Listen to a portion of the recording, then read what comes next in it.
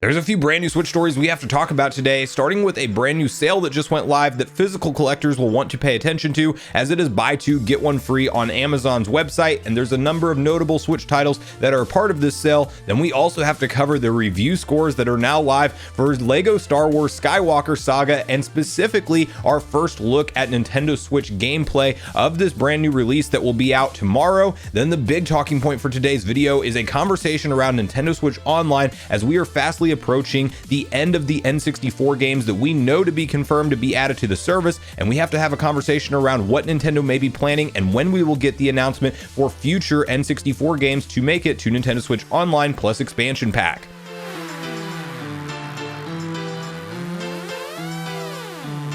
What's up, Nation? If it's your first time on the channel, make sure you join Sunbro Nation by subscribing below. Hit the like button on this video if you enjoy it today, and make sure you turn on your bell notification icon so you're kept up to date with all the newest gaming news. Now, as I mentioned, guys, we got a few different stories to get through today, and we have to kick it off with a brand new sale that just went live on Amazon. Of course, if you are somebody like me that likes to purchase your Nintendo Switch games physically, this is a sale you may want to pay attention to. And to break down the details of the sale and read through a couple of the highlighted titles that are Nintendo Switch games you may want to look at, let's quickly hop over to Nintendo Everything, where they have an article typed up around the brand new sale. Amazon buy two get one free sale has just gone live for April 2022, games and more. Consumers can now take advantage of a buy two get one free sale that just went live on Amazon for April 2022. The promotion comes hot on the heels of a similar promotion at Target that we recently reported on.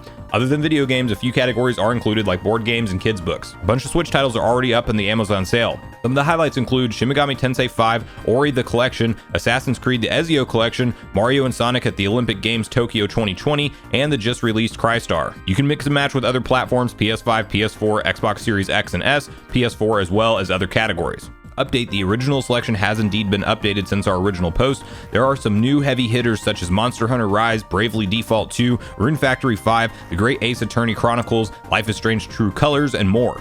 So definitely a sale that I wanted to cover and put out there for you all if you're like me and you like to pick up your games physically when possible. We always talk about the digital eShop sales when they go live, and this is a nice option to get your games at a nice price as a buy two get one free. Clearly, if you're getting full price games, you can definitely get yourself a nice discount if you are in the market to broaden your collection. And I would love to hear from you guys in the comments down below if you're planning on picking up any of the games that were listed and some of the ones that will probably be added in, as they do tend to add new games as time goes on to this promotion. So make sure you check back over the upcoming days. I'll have some links to different games that are on sale on Amazon in the description down below, and you guys can check out which one of those you can stack with the buy two get one free. But definitely let me know if you're planning on picking up any new Nintendo Switch titles, and if so, which ones you are as part of this sale in the comments down below.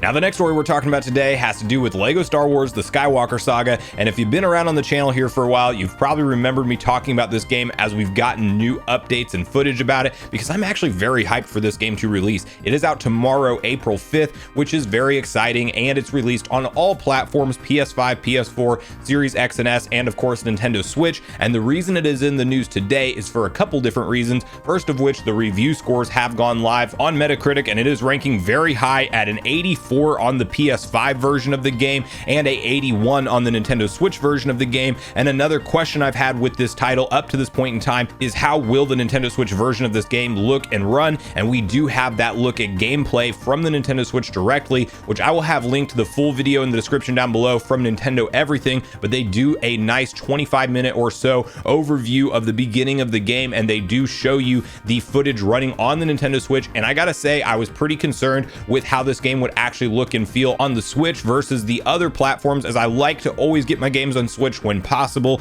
due to the portability factor. But if it is something where it's a steep drop off and a terrible performance hit, then at that point I would just pick it up on the PlayStation 5. And in this case, it does look like the Switch version really holds up nicely. Of course, it is not quite as flashy as what you can expect on the more powerful hardware that is out there with PS5 and Series X, but in my eyes, it is not a harsh graphical downgrade, and it does appear to look and play very nice on the Nintendo Switch hardware, which was a big question mark in my head this entire time. So I'm happy to have that new footage. I also do want to know more about the frame rate in some of the fast-paced sections of the game, because clearly you're going to have sections right out of episode 1 where you're in the pod racing scenario. So I would like to see more footage, and hopefully Digital Foundry or somebody out there will do a Nintendo Switch comparison in terms of how the frame rate runs versus the other hardware. But by all accounts so far, this looks like a very nice collection to add to your Nintendo Switch library, and and it's exciting that we will have all 9 Star Wars movies to go through in this. I could take or leave the last 3. Definitely not a fan of those compared to the original 6, or I guess the original 3. Then you have the prequels, but regardless, I won't get into the Star Wars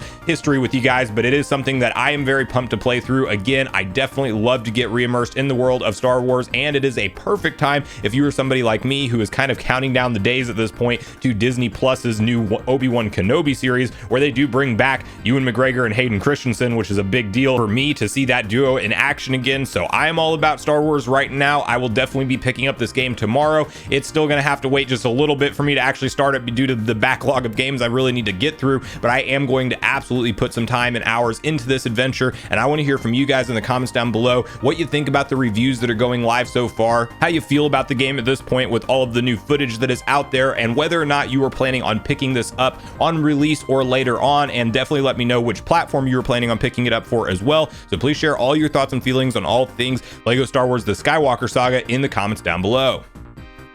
Now, the big talking point for today's video is a conversation around the future of Nintendo Switch Online Plus expansion pack. As we've seen Nintendo make a lot of steps in the right direction for this service, it has now occurred to me that it is April. We of course don't know what the game will be at this point in time, but I think it is fairly safe to say and expect Nintendo to release a game in the month of April. I don't think they're going to just skip random months like we were worried about when this service first launched, and it does seem that over the course of time they have stuck to a random announced schedule like in true Nintendo fashion, but they always give us that 1 per month edition since they first added in more games back in December with the addition of Paper Mario. And sometimes Nintendo likes to tweet out an announcement and say it's coming way later in the month, like they did with Majora's Mask. They definitely gave us a lot of build up to that game's release, and then most recently with the announcement of F-Zero X, we got that like 3 days before it actually went live and launched on the service. So I'm not going to sit here and speculate that I know when Nintendo will announce this game in April and even what game it will be, as we only have 3 to choose from, and we'll go over that here in a second. But I do think it is safe to fully expect them to launch a game in the month of April. And there's also an interesting timeline that is kind of appearing here if you think about when these new games that are around the corner run out, and I am predicting that we will get a big wave of next announcements of what is coming after the games run out that we do know to still be scheduled for the service, and that's kind of where I want to pivot the conversation. So if you look at what we have left, we have Kirby 64 and the Crystal Shards that we know will be coming to the service. I'm just gonna for fun say that that's the April game because we just had Kirby and the Forgotten Land celebrated obviously with its large release in the end of March, and why not keep the Kirby train going in April with an N64 game. Then let's say Mario Golf hits in May and Pokemon Snap rounds out the games that we know are announced and confirmed for the service in June. And what month is June? Well, that would be E3 Direct time. Of course, E3 has officially been canceled this year, but Nintendo will most likely still hold their own Direct in the same time window that they would have if E3 was here, as they can just clearly upload their Nintendo Direct to their channel and just call it a summertime Direct or a June Direct. I would be surprised if we see it pushed to a month like July or August. It definitely could happen, but you got to keep in mind that they always put on the September Direct, and I think it's very unlikely for them to hold 2 Directs very close back to back. So June by all accounts makes the most sense, and that is also when we run out of N64 games that we know to be added to the service. And my prediction would be at this point in time that we get a Nintendo Switch Online Plus expansion pack update trailer at that summertime Direct, and they announce some big heavy hitters and maybe another 6 to 10 games that we know are going to come to the service over the upcoming months. And that will be a very fun announcement for me, as I've definitely grown to be more and more of a fan of the service as Nintendo has really gone back and fixed the initial issues that were a big problem for me, such as input delay, most notably in Ocarina of Time, lack of fog rendering, and just different game breaking glitches and bugs that would take place that really takes you out of the experience and enjoying these N64 classics. And while there are still some additions we need to see, like button remapping, especially considering that Nintendo is not restocking the N64 controller for some reason on their Nintendo Store website, so I definitely feel for all of you out there that have been waiting for that controller this entire time since October of 2021. It's kind of ridiculous, but Nintendo has yet to do another restock wave for that thing. But regardless, we do need to see button mapping hit the service. But other than that, and some minor glitches and fixes that may need to be patched in over time, I definitely think that the service is more than worth it, especially considering that I got the Mario Kart 8 Deluxe DLC Booster Course Pass Wave 1 already and really enjoyed those tracks playing through them and did not have to shell out the $25. Now, technically, I don't own that DLC, so if I stop my subscription, of course, that is the downside, but it is a nice perk to help add value in addition to just being able to always look forward to the future announcement of more N64 games that I will definitely enjoy playing through on the Switch, and they do look and run great in my opinion on this service. But in terms of what games we can maybe expect to hopefully see revealed at something like a Nintendo Direct, well, there's obviously a ton that they can choose from, but I do think that some big names that would definitely help continue to sell new subscriptions to the service would be games like Wave Race 64, which was a launch staple for the N64 and definitely one that I want to play again. 1080 snowboarding is definitely one that has a ton of nostalgia for me personally, and I really hope we get that on the radar at one point to be added to NSO. The original Super Smash Bros. I think this is one that we have to experience. We have to see it hit the service. Imagine going back and playing the OG Smash Bros. Game online with your friends in the year of 2022. Like, that will be a very cool experience to have, especially when you pair it with something like the N64 controller, but now wireless. Like, that will be a really cool moment for me, so I definitely hope we see that game added in. We should definitely get a classic throwback Mario Party. Even though Mario Party Superstars is great, I would like to go back and actually play an original Mario Party game again. One of my top picks from the original 3 would be Mario Party 3, and I definitely hope we see that make it over. Diddy Kong Racing is a game that, yes, it is a Rare title. We've already seen Rare hit with Banjo-Kazooie, so in my eyes, there's no reason why they couldn't give some love and treatment to Diddy Kong Racing and bring that over. If there are fans out there, and I'm sure there are plenty of you all that have not played that game, that is like one of the best kart racer yet action adventure, and also different vehicles because you're also flying in planes at certain points and on hovercrafts over water. Like, it really is a grand adventure and an experience that you really don't get in any other type of game. There are some games out there I've heard from you guys that are somewhat comparable to